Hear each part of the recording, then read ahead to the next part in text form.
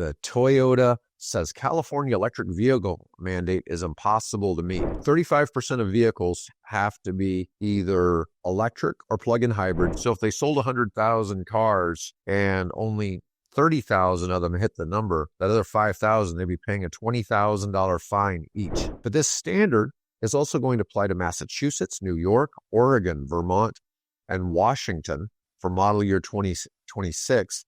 And then in 2027, it's going to include Colorado, Delaware, Maryland, New Jersey, New Mexico, Rhode Island, and Washington, D.C. I may have to agree with Toyota that it's going to be really hard to hit, but I don't think it's going to be hard to hit in California.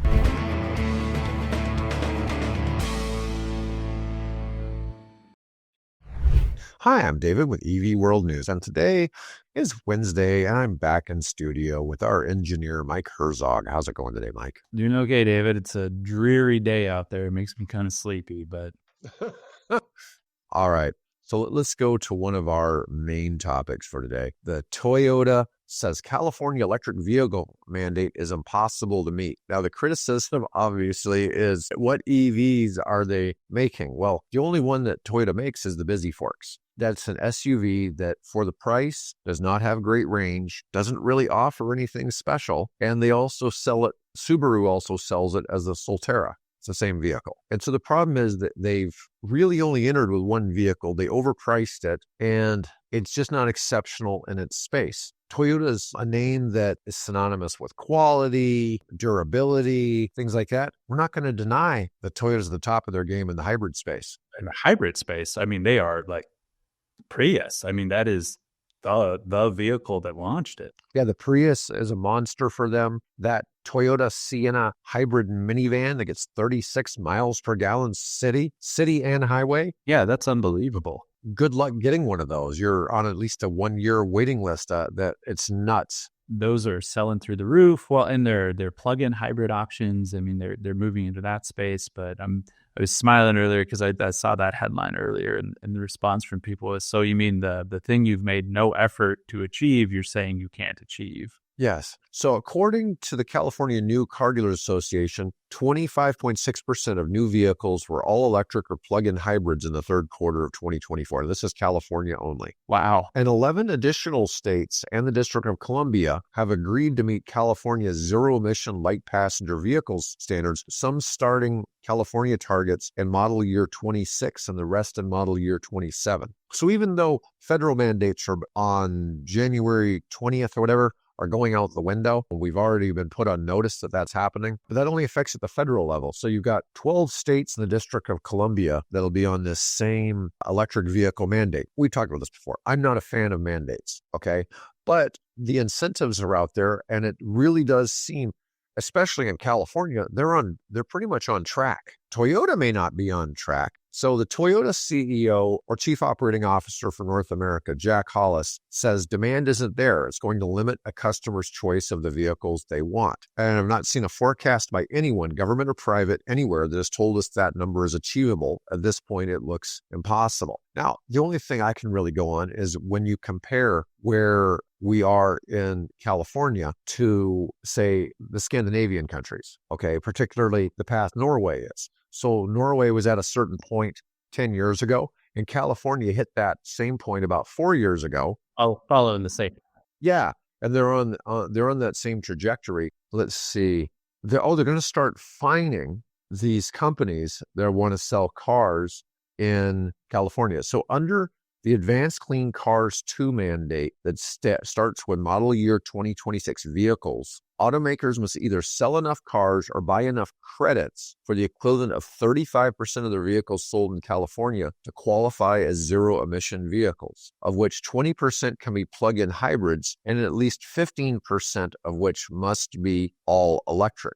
So in other words, 35% of vehicles have to be either electric or plug-in hybrid, 15% battery, and 20% plug-in hybrid. I think they're already above that 15% electric. All electric is 25 already? No, that's combined. That's the two numbers combined. Automakers will pay a $20,000 fine for every credit they are short.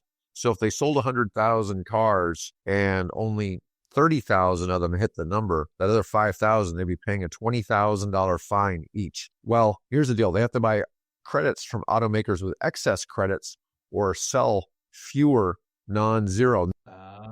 Tesla makes a fortune off of selling those credits because Tesla only sells electric vehicles. They're 100%. They've got a lot of credits to sell. Tesla is well positioned. There's no question. So I can see Toyota bitching about this, okay? Because it's like 0.5% or less of their sales in California probably qualify. They're really off base. But then when you look at the total California number, it's heavily influenced because Tesla is still selling half of all EVs. Okay. So if you took out of there, if you pulled the Teslas out of there, number 2 currently, now this is nationwide in the US. Right now, it's Tesla, General Motors, Ford, Hyundai. All the GM, Ford, Hyundai are all about the same. It's just a minuscule difference between them. And what's amazing is with Ford, you're only really talking 2 vehicles, right? The Lightning and the Mach-E. Hyundai's got quite a few. But anyways, I'm just saying that there's a lot that goes there. But this standard is also going to apply to Massachusetts, New York, Oregon, Vermont, and Washington for model year 2026. And then in 2027, it's going to include Colorado, Delaware, Maryland, New Jersey, New Mexico, Rhode Island, and Washington, D.C. Holy cow. Yeah. So while California shouldn't be that hard to hit, those other states probably are way, way behind. On that path before, yeah, that's going to be a toughie. I may have to agree with Toyota that it's going to be really hard to hit, but I don't think it's going to be hard to hit in California. Toyota could just mandate themselves that they only are putting, dumping plug-in hybrids in that state. That feels like the answer, right? Where it's, well, you just have to, if you're not going to hit it, you have to adjust your sales in that location. Like you cannot buy this vehicle.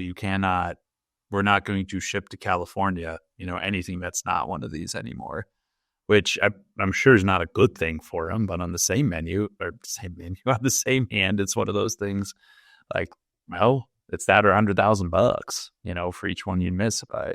Right. $20,000 is a pretty big hit that they've got to go through. I think Ford is positioned for this, but Toyota, not so much. I mean, they've got to come up with a better offering than the Busy Forks. Folks, it's actually the BZ4X. Okay, BZ4X. It's just easier for me to remember it by saying Busy Forks. Okay, but anyways, I'm just saying they should be able to get on board with that. And I think there's a demand if they are producing the right vehicles, but they didn't do a good job with the one SUV they decided to bring to America. So one of my complaints is you hear dealers say, well, people don't want EVs.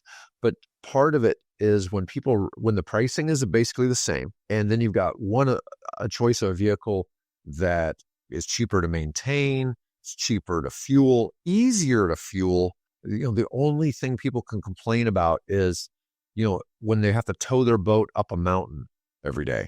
Okay. I mean, really, there's not a whole lot of use cases. I think it's super interesting because it's if people actually looked at their daily habits and what those things were and what they meant. And, well, what if this? What if I need to go 350 miles? And how often do you have to do that? I mean, yes, there might be one situation every couple of years that's difficult for you. You have to plan a little bit ahead, but I don't know. I think you're seeing some changes, but the change in the administration with the Trump administration coming in, it's not really going to change what these states are doing. All of those states we listed, they're all Democrat states, they're all blue states, and they want to make this difference.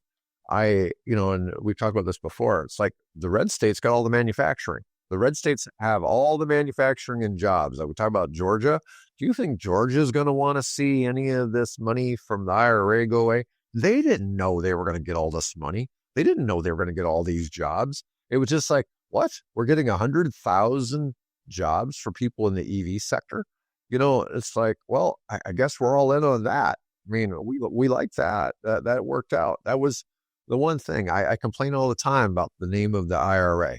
It's the dumbest name ever for a bill, but that's not, it's like all those things, common sense gun laws or whatever.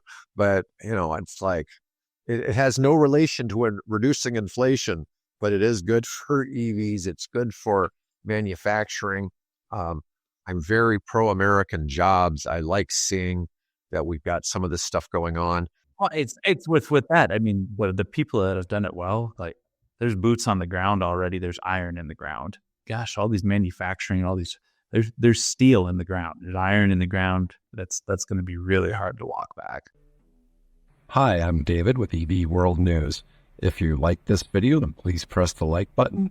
If you like the content and would like to see more videos on electric vehicles, then please hit the subscribe button.